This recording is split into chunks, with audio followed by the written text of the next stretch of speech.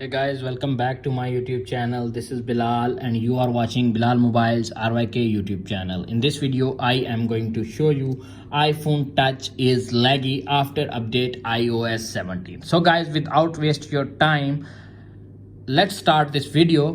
When I install iOS 17 update on my iPhone Touch is laggy and no response, not working, crashing or unresponsive issue. If you are facing this issue, keep watching the video until the end and follow all steps. Number one is a few reasons why your iPhone touch screen might be lagging after iOS 17 update. Number one, unmatched version of apps. Apps that have not been updated to match the new iOS version can cause performance issue. These apps may not be fully compatible with iOS 17, leading to slowdowns. Make sure all your apps are up to date. Simply tap on the App Store app, tap on the profile icon, little bit scroll up, you can see appears on screen updates available. Simply update your all apps and fix your problem. If solution number 1 is not working, now applying the solution number 2. Solution number 2 is limited storage space problem.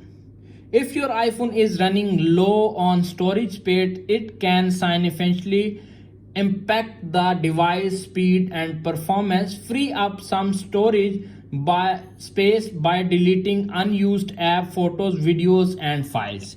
Tap on the settings, tap on general, little bit scroll up to find iPhone storage, delete some pictures, videos or apps and fix your problem.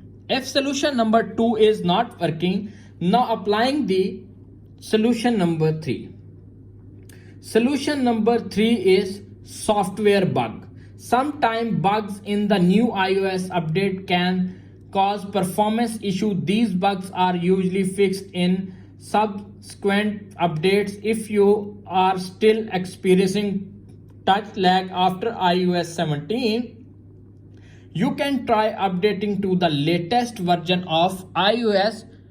Tap on the settings app, little bit scroll up to find general, tap on software update.